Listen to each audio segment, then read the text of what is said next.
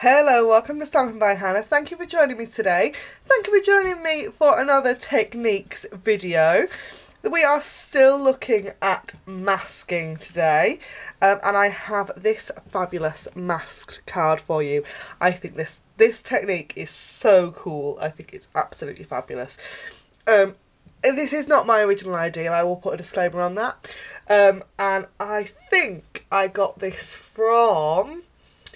oh, I can't even what the lady's name is. I will attempt to find it for you, and I'll link it down in the on my blog when I find the original or my original source for this technique. But this is the card we're going to do today, and I think it's fun. So we have got birthday blossoms. This is the stamp set we're going to use, and the key to this technique, which is fine tip glue, which is fabulous stuff. It's great as glue, but it's also fantastic as a mask. I don't know how well you can see this, but those flowers are ever so slightly shiny, and that is because they are covered in fine tip glue. So that's what we're going to do. So let's do that bit first. So I have got the kind of blossom, I think we can call that blossom, and a basic black ink pad and a piece of Whisper White. So what we're going to do is we're going to ink up this stamp with the basic black, and we're going to stamp it down onto our Whisper White like so, and then we need to give it a couple of seconds to dry, just because this is a water-based glue, and although basic black, archival basic black is great for watercolour, you need to give it a couple of seconds to just make sure it's dry. And then with our fine tip glue, the great thing about this is it can be quite runny when you first get it, but I've used maybe a third of a bottle, and my favourite thing is this is the fine tip element of it. It's very similar to something like Crystal Effects or Glossy Accents in that it holds its shape, but it's a bit runnier. So, but because you've got the fine tip, you can put it exactly where you want it. So what we're going to do is we're going to colour the flowers with our fine tip glue. And it's really, really simple to do. You don't need a lot of pressure on the bottle. You'll find the glue just runs out quite nicely on its own. And it can take a little while to do this, just to make sure that you've got all the areas absolutely covered.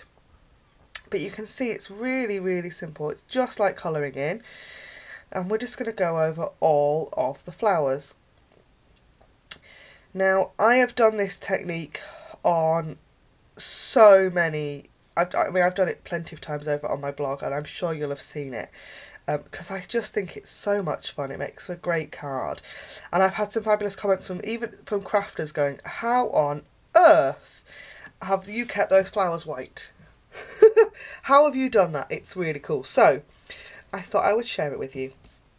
So once you've done all of that, you need to leave it to dry. Now in the summer, it's been quite hot round here recently, which is unusual for Teesside, but it has been quite warm, and this can dry relatively quickly, a couple of hours maybe, but my preference is to leave it overnight. So that's what I've done. I did something yesterday, and I have left it overnight, and then I've used the Stitch Shapes square die to cut that out, and you can see that it's ever so slightly shiny. That's always going to be shiny. I'll get rid of that one that's wet. So this isn't the technique for you if you don't like shiny things, but you're a crafter. So please tell me, please find me a crafter who doesn't like something that's shiny or sparkles, because that ain't me. So to finish the mask effect, I've got a stamping sponge and fresh fig ink, because that's the colour of our card, and I'm just going to go over the masked area with the ink. Now you can also stamp over the top first for another really cool effect, but this really pops when you add ink. So all I'm doing is I'm dipping my sponge in a couple of times into the ink pad, starting on the corner and swirling the ink across the image. And you'll go, oh my goodness, but the flowers have gone pink. The flowers have gone pink. They're not supposed to be pink. And it's like, don't worry, don't panic, because they will go pink initially, because you've got that ink that's sat on the top. But if you keep swirling till you've got all that ink in the colour that you want it, that ink is not going to dry on top of that mask because it's a shiny surface. So I've now got a piece of household kitchen roll. You could use, I have used microfiber cloth in the past to do this. I'm just going to wipe across there and the white pops back out again. And how fabulously cool is that? I think that's great. So we're going to finish the rest of our card. And it's a really simple card. I'm going to grab my Fresh Fig ink back out again. And I've got the sentiment that says best day ever, which is also from the Birthday Blossoms stamp set. I'm going to stamp that in Fresh Fig. And then for a pop of green, I have got Emerald Envy, because I thought this card, it was lovely in Fresh Fig and white, but it just needed something else. I'm going to pop that on there in Emerald Envy. And I'm just going to grab a blender pen and I'm just going to blend some of that out. So the leaves aren't white at all, but they are green all over. Just spreading that ink just to give a full coverage of that green colour. And it's so simple, really messy colouring, but just gives a nice change. I've got the Layering Circles framelets and one of the smaller circle dies fits this sentiment beautifully, and so I have already die cut that out. But there isn't a die for these leaves, so we're just going to fussy cut them now. You're going to sit there and go, oh my goodness, that's going to take ages, but it really isn't. The trick with fussy cutting is to keep your scissors still and to move the paper. Now, do as I say and not quite as I do, because I do move my scissors, but you will find that I move the paper an awful lot more. And I'm not worrying that the image isn't straight-sided. It does have it's a hand-drawn image originally, so it does have kind of weird wibbly lines and things like that, but I'm not worrying about that. I am just doing a simple cut, really simple. I'm going to just chop that bit off so that I can easily get to the other side of this leaf.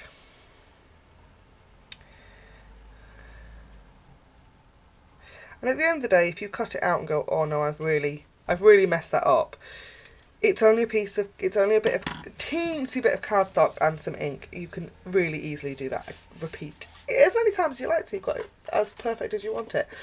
I have got a Fresh Fig card base and a layer that's going to go on the top. That's also in Fresh Fig, and I've embossed this with the Seaside embossing folder, and this is one of my absolute favourites. I just love it. I think it's so pretty, and it's pretty that way, or it's pretty up and down as well, and it's lovely with seaside themed things, which I think is why it's called Seaside, but I just think it's so pretty. So I'm going to pop that on there first. As always, all the measurements for all my cards can be found over on my blog. Link is in the down bar below. You'll also find a link down there to my online shop. I am an independent Stampin' Up demonstrator, and everything that you find, or everything you see in my videos, you can purchase through my web store, and the link for that is in the down bar below too. If you click over to my blog though, you will find the links to the exact products. If you are worrying about going through the Stampin' Up website and not being able to find what it is that you are after, they are direct links on my blog. Although I've got to say the Stampin' Up web store is great for just a nice browse, to be honest. You can find all sorts of things that are loads of fun. So I'm going to grab a sheet of dimensionals. I'm going to put 3 dimensionals on the back of my circle. Just like that. I'm going to put my leaves where I want them on my card.